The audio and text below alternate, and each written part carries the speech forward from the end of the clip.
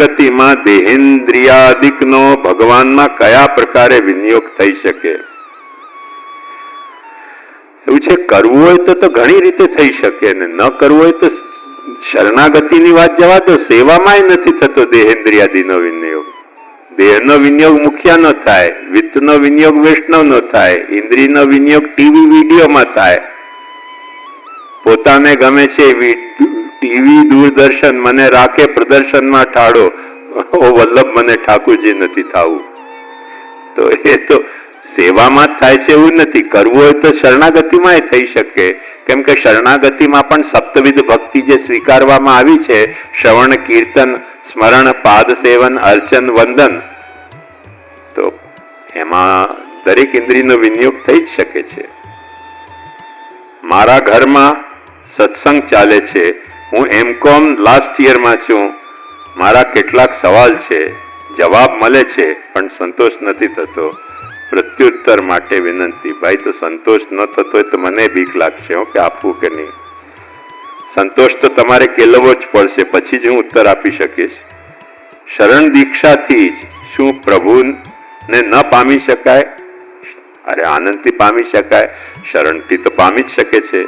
જો હા, તો બ્રહ્મ સંબંધ દીક્ષા કેમ જરૂરી? તો એક વાત સમજો, જે દિવસે વેવિશાલ થાય છે તે દિવસે તમને મૂર્તિઓ મળી જાય છે કે નથી મળી જતો, પછી વિવાહની શું આવશ્યકતા? એમ કોઈ પૂછે તો તમે શું કહો? તે જે જસ્ટિફિકેશન ત્યાં, તે જ અહીંયા પણ. કોઈ વ્યક્તિ પરિવાર, પતિ પત્ની કે બાળકોના પ્રત્યે એની ફરજના ભોગે પ્રભુની સેવા કરે તો તે શું યોગ્ય છે? પ્રશ્ન બહુ સારો છે તમારો, પુષ્કળ અભિનંદન. પણ થોડુંક રિવર્સ કરીને જુઓ કે કોઈ પુત્રના પ્રત્યે ફરજના ભોગે પતિની સેવા કરે તો એ સારું કહેવાય? કે પતિના પ્રત્યેની ફરજના ભોગે પુત્રની ઉપેક્ષા કરે તો તે સારું કહેવાય? જેને તમે તમારો ગણ્યો છે એ પ્રત્યેની તમારી ફરજની તમે ઉપેક્ષા કરી શકતા જ નથી, પછી પત્ની હોય, પતિ હોય, બાળક હોય કે ઠાકુર હોય, ઠાકુરને જે તમે તમારો ગણતા હો, તો ઠાકુરજીની ફરજના ભોગે પ્રભુની સેવા જેવી રીતે પતિ પત્નીને નથી થઈ શકતી, એમ પતિ પત્નીના ફરજની ભોગે તમે ઠાકુરજીની સેવા નથી થઈ શકતી. આ તો હલી મળીને સેવા કરવાનો સિદ્ધાંત છે, ભાગલાવાદી સિદ્ધાંત નથી. જેમ મર્યાદા માર્ગમાં મોક્ષ તે અંતિમ ગોલ છે, તેમ પુષ્ટિ માર્ગમાં શું છે? ભજન, શરણાગતિ, સમર્પણ અને ભક્તિ. બંને મોક્ષમાં ફરક શું છે? આપણે ત્યાં ભક્તિથી મોક્ષ નથી મેળવવો, પણ ભક્તિ જ મોક્ષ છે. સમર્પણ તો સર્વસ્વનું પણ છે, પણ મિશ્રી ભોગની સેવા તે શું સેવા નથી?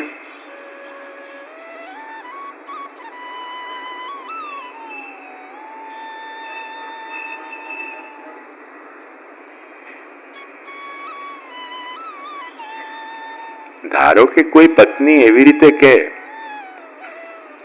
મેં મારું તમને સર્વસ્વ સમર્પણ કર્યું, પણ ચાય બનાવવાનું નહીં કહેતા હો, પાણીનું ગ્લાસ મારી પાસેથી નહીં માંગતા, પાણીનું ગ્લાસ તમે પોતાની રીતે લઈ લો. હું તો ફક્ત તમારે પાસે બેસવા માટે પરણી છું. કેમ કે સર્વસ્વનું સમર્પણમાં પાસે બેસવાનું પણ તો સમર્પણ કર્યું હતું કે નહીં?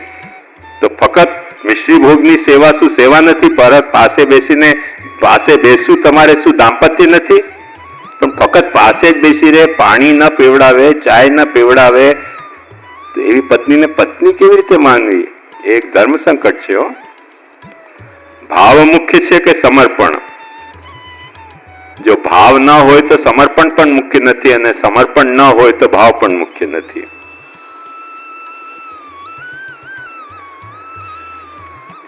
પુષ્ટિ માર્ગને જે ઉત્તમ માર્ગ કેમ કહેવામાં આવ્યો છે? બીજા માર્ગોને કેમ? કોઈ માર્ગ ઉત્તમ નથી, કોઈક માર્ગ અધમ નથી.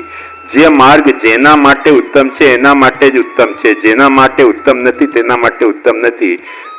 શરદીની દવાઈ કેન્સરમાં ઉત્તમ નથી, શરદીમાં જ ઉત્તમ છે, અને કેન્સરની દવાઈ 1000 રૂપિયાની આવતી હોય તો એ શરદીમાં ઉત્તમ નથી, કેન્સરમાં જ ઉત્તમ છે. એટલે કોઈ માર્ગ ઉત્તમ નથી, કોઈક માર્ગ અધ્યમ નથી. અધિકારી પાકે વે વાણી નહીં કોને ઉચ્ચાર, જે જારસ કે અધિકારી ભરત સમારે ન છલકે. જેના માટે જે માર્ગ છે તેના માટે તે માર્ગ ઉત્તમ છે. કોઈ પણ માર્ગ દરેકના માટે ઉત્તમ નથી અને દરેકના માટે અધમ નથી.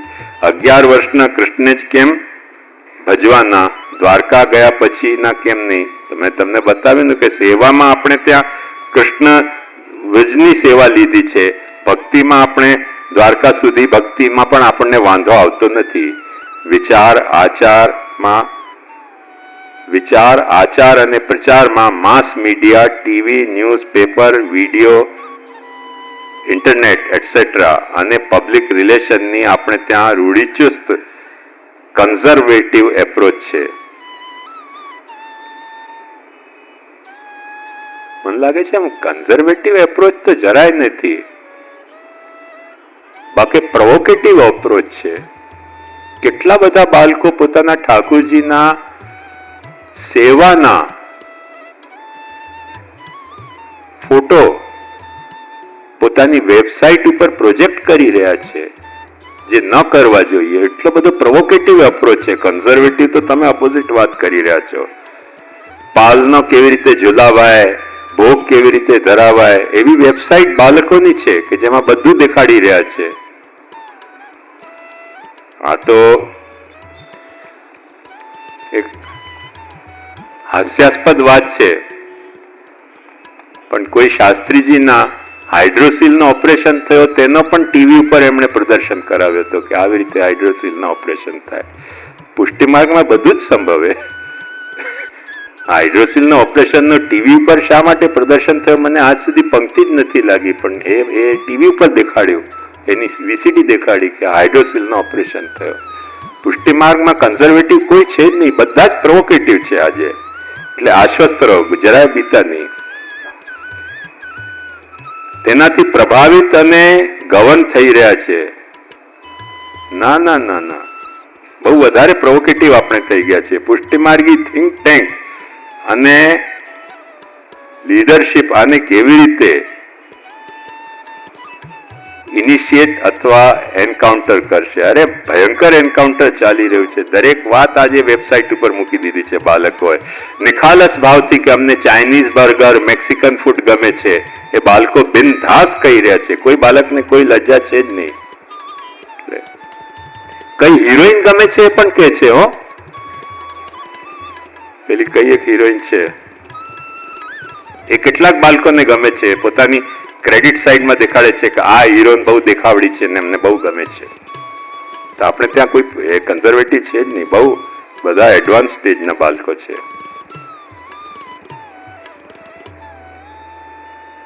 અચૂક જવાબ જાહેરમાં આપશો.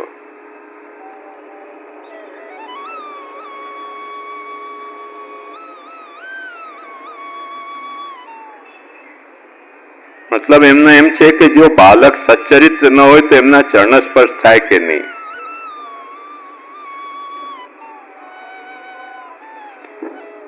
હું પ્રશ્નોત્તર ખરેખર કન્ડક્ટ કરું છું ને, કોઈક વખતે બહુ કફોડી સ્થિતિ થઈ જાય છે.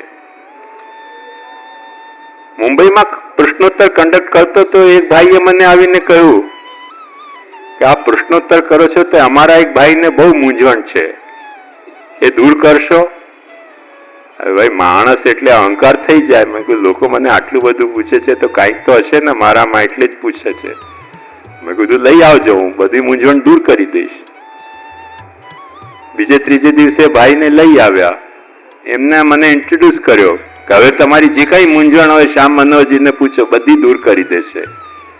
મારો તો ઈગો ઓર ઇન્ફ્લેટેડ થઈ ગયો. મેં કીધું કેટલો આપણો પ્રભાવ છે દુનિયામાં. એટલે મેં કહી દીધું કે આ પૂછો જ, અમારે જે પૂછવું હોય. એમણે મને પૂછ્યું પુષ્ટિ માર્ગમાં પાખંડ શા માટે છે? એટલે મેં લાંબી લચક ભૂમિકા બાંધી કે પાખંડ શું ને પુષ્ટિ માર્ગ શું. એમને કહ્યું આ બધી વાતમાં મને ઇન્ટરેસ્ટ નથી. તમને શેમાં ઇન્ટરેસ્ટ છે બોલો ને? તેમણે કહ્યું કે ઘરમાં જેટલા ઘાટી રાખું છું એમની સાથે મારી વાઈફ ચાલુ કેમ થઈ જાય છે? આનો પણ પુષ્ટિ માર્ગ સાથે શું સંબંધ? હું કેવી રીતે એનો ખુલાસો કરું કે જેટલા ઘાટી રાખો, એ મને કહેતા હતા નાના ઉંમરના રાખ્યા, મોટી ઉંમરના રાખ્યા, જેટલા ઘાટી રાખો એની સાથે વાઈફ ચાલુ થઈ જાય છે. મેં કહ્યું ભાઈ સાહેબ, મેં કોઈ ઘાટી સપ્લાય કર્યા નથી.